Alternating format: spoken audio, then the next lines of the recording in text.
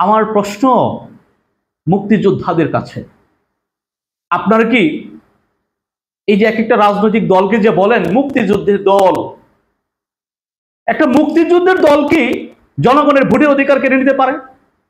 একটা মুক্তিযুদ্ধের দল কি এদেশের জনগণের ভাতের অধিকার, বেঁচে থাকার অধিকার কেড়ে নিতে পারে? গুম, খুন এবং মানবতা বিরোধী অপরাধ করতে পারে? সেটা কি মুক্তিযুদ্ধের দল হতে পারে? হতে পারে না। এটা কখনো মুক্তিযুদ্ধের দল হতে পারে না। আমরা 2024 সালের জুলাই আগস্ট গণ অভ্যুত্থানের যে স্পিরিট, সেই স্পিরিটকে ধারণ করে সামনে এগিয়ে যেতে চাই। অ্যাট দ্য সেম ওয়ে আমরা অকৃতজ্ঞের মতো 1971 সালের মহান মুক্তিযুদ্ধকে বলে যেতে চাই না। কারণ আমরা বিশ্বাস করি, we firmly believe that we got the new Bangladesh through the liberation war in 1971। 1971 সালে এই স্বাধীনতা যুদ্ধের মাধ্যমেই আমরা একটা নতুন বাংলাদেশ পেয়েছিলাম। সুতরাং 1971 সালের মহান মুক্তিযুদ্ধকেও আমরা হৃদয়ে ধারণ করতে চাই। 1971 সালের মহান মুক্তিযুদ্ধের যে লক্ষ্য, সাম্য, মানবিক মর্যাদা, সামাজিক সুবিচার, সেটাকে যেভাবে হৃদয়ে ধারণ করতে চাই, একইভাবে 2024 সালের জুলাই আগস্ট গণ অভ্যুত্থানের যে স্পিরিট, 71-এর পরবর্তী 54 বছরের যে কলুষিত রাজনীতি, যে ডার্টি পলিটিক্স, সেই ডার্টি পলিটিক্স থেকে বেরিয়ে এসে আমরা এদেশের জনগণের জন্য একটা ন্যায়ভিত্তিক গণতান্ত্রিক একটা বাংলাদেশ প্রতিষ্ঠা করতে চাই। এই বাংলাদেশের স্বাধীনতা, সার্বভৌমত্বকে আমরা অক্ষুণ্ণ রেখে আমরা সামনে এগিয়ে যেতে চাই।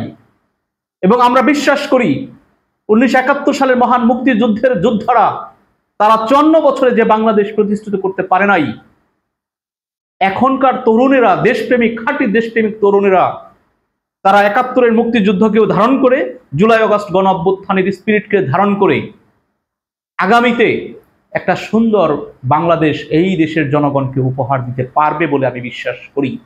তবে এখনকার তরুণদের মধ্যেও যারা চাঁদাবাজি করছে, টেন্ডার বাণিজ্য করছে, দখলদারিত্ব করছে, যারা ওই tempo stand, bus stand, CNG stand, auto stand দখল করছেন, তাদের দ্বারা কখনোই নতুন বাংলাদেশ গড়ে তোলা সম্ভব নয়।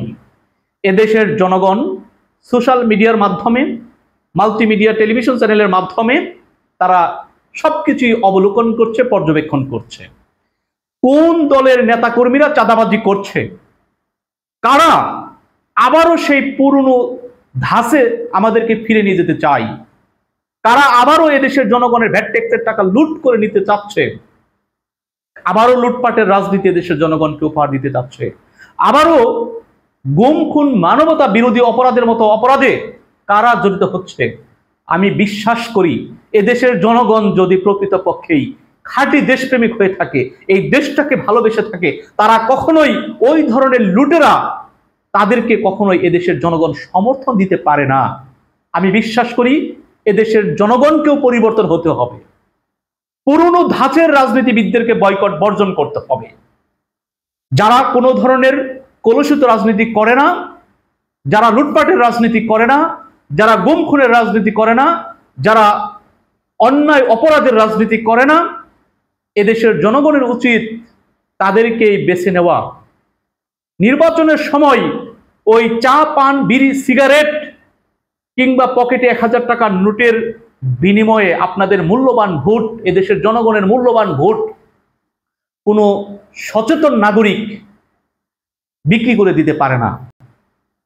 সুতরাং এদেশের জনগণকে উদাত্ত আহ্বান জানাচ্ছি, আপনারা সজাগ হন, সচেতন হন। যদি প্রকৃতপক্ষে এই দেশের ভালো চান, আপনার পরিবারের ভালো চান, আপনার গ্রামের ভালো চান, আপনার সোসাইটির ভালো চান, আপনার দেশের ভালো চান, তাহলে নিজের ভোটটাকে এত সস্তা মূল্যে বিক্রি করে দিন না। আপনার এলাকার যে ব্যক্তি সুযোগ্য, যে ব্যক্তি দেশপ্রেমিক, যে ব্যক্তি আপনার পক্ষে কথা বলবে, অন্যায়ের বিরুদ্ধে রুখে দাঁড়াবে, সেই ব্যক্তিকেই আপনার মূল্যবান ভোটটা বিনামূল্যে দিয়ে দিবেন। চা, পান, বিড়ি, সিগারেট কিংবা 1500 টাকার নোটের বিনিময়ে দিয়েন না। তাহলে 5 বছর আপনাকে কষ্ট ভোগ করতে হবে। আপনার পরিবারের মানুষগুলো রাস্তাঘাটে নিরাপদে চলাফেরা করতে পারবে না। কারণ যখন রাষ্ট্র সঠিক পথে না থাকবে, তখন আপনি, আমি, আপনার পরিবারের কোনো একজন সদস্য নিরাপদ থাকবে না। সুতরাং বাংলাদেশটাকে সুন্দর বাংলাদেশ, উন্নত রাষ্ট্রে পরিণত করতে আমাদের সকলকেই আপনারা সহযোগিতা করবেন সেই আশাবাদ ব্যক্ত করে আমি আমার এই ভিডিওটি এখানেই শেষ করছি। সকলেই ভিডিওটি শেয়ার করে সকলকে দেখার সুযোগ করে দিবেন এই প্রত্যাশাও ব্যক্ত করছি। আল্লাহ হাফেজ। আসসালামু আলাইকুম ওয়া রাহমাতুল্লাহ।